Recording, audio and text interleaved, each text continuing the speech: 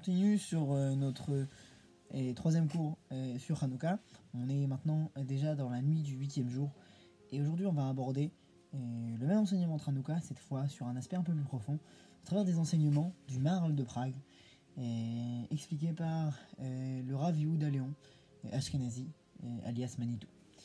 Et on retrouve dans les écrits des sages des comparaisons assez prenantes sur ce qui est de la relation entre le peuple juif et la Grèce.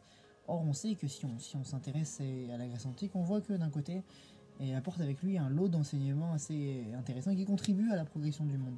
De l'autre côté, lorsqu'on voit la rencontre entre la Grèce et le peuple juif, qui atteint son apogée dans l'histoire de Hanouka, et on peut se poser différentes questions, on peut se demander à quel point finalement, pourquoi justement, spécialement ce lien avec la Grèce qui amène avec elle un regard nouveau sur le monde, et pourquoi justement cette même rencontre est si difficile avec le judaïsme. Et on sait que les sages comparent la Grèce à l'obscurité et que le rapport de force entre la Grèce et le peuple juif est un rapport finalement qui compare comme un rapport de vie ou de mort. Que la Grèce, c'est la nation qui a voulu tuer le peuple juif. Alors que d'un côté, c'est celle qui a le moins voulu toucher le corps du peuple juif. Si on regarde Bavel, le nombre de morts est énorme. Si on regarde la Perse, c'est le projet d'Aman de génocider tout le peuple juif tout entier. Si on regarde la Rome, Édom, c'est aussi un nombre de morts qui sans limite, et c'est même la Shoah par la même occasion. Et donc on se pose la question, justement, la seule nation qui a voulu le moins tuer le peuple juif, on la caractérise par la nation qui a voulu tuer le peuple juif par essence. Il faut comprendre. Le combat entre la Grèce et le peuple juif ici, qui s'est caractérisé dans l'histoire de Hanouka, c'est un combat de toute autre nature. Lorsqu'on dit que la Grèce ici, son péché, sa force, c'était la force de tuer, c'est pas la force de tuer physiquement, c'est la force de tuer la valeur intrinsèque du peuple juif, à savoir l'âme du peuple juif.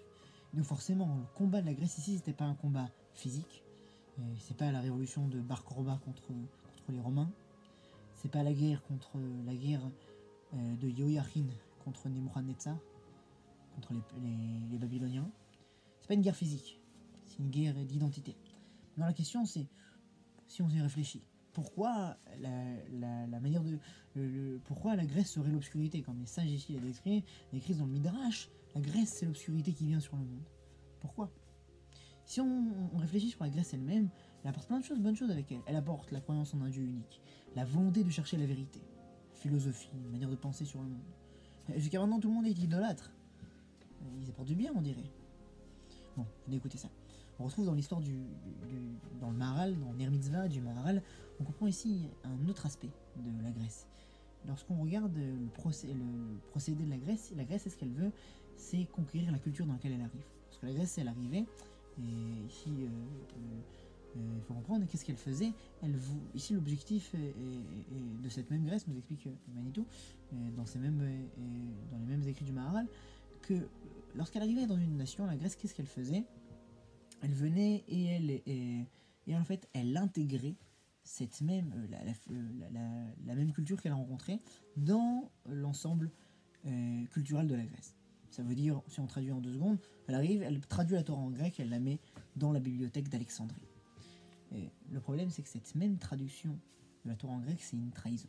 Cette même rencontre entre la Grèce et les différentes cultures qu'elle avait, qu'elle traduisait en grec, c'était finalement la même chute de ces mêmes cultures. Elle venait, au lieu de rencontrer tout avec et de venir d'accepter la culture qu'elle a rencontrée, finalement elle la mangeait, elle l'avalait, et par la même occasion elle l'a tuée. On prend un simple même dans la philosophie grecque, on va prendre un simple exemple, notamment comment Platon rencontre le concept de l'amour. Okay, Platon et la philosophie grecque de manière générale, elle intellectualise un peu tout ce qu'elle rencontre. Comment Platon décrit l'amour par excellence? Il décrit que l'amour par excellence, c'est l'amour entre un homme et un homme. Pourquoi? Parce que l'amour entre un homme et une femme, d'après lui, c'est un amour qui est lié à des pulsions. Tandis que l'amour entre un homme et un homme, c'est un amour intellectuel, donc c'est un amour pur par excellence.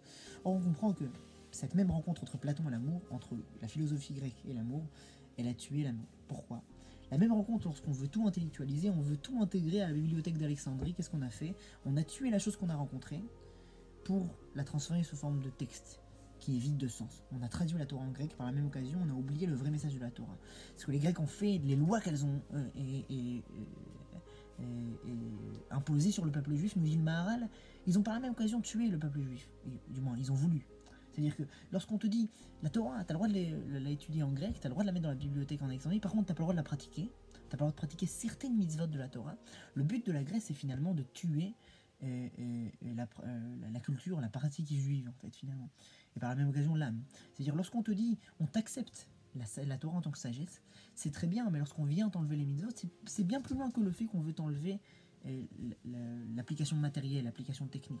Le but de la Grèce, ce qu'elle veut faire, c'est en fait manger la culture juive. Et or, la culture du juif, c'est la culture de l'âme, c'est-à-dire l'intériorité des choses. Lorsque tu prends, tu veux pouvoir intégrer la Torah en fait, sous forme de culture grecque, de sagesse, finalement, la Torah elle perd son sens, et donc c'est plus une sagesse, c'est plus rien.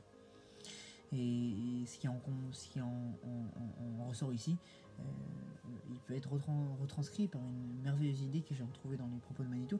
Il dit, lorsqu'on voit les statues des Grecs, on voit que c'est des statues en général qui ont des yeux vides de sens.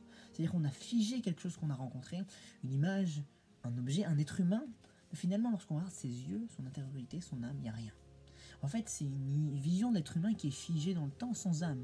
Toute une culture qui se fait en fait pensante, matérielle finalement, mais qui oublie l'âme des choses, qui détruit l'âme de chaque chose qu'elle rencontre. Elle parle de l'amour, par la même occasion, elle a détruit l'amour, elle a transformé l'amour en un concept intellectuel.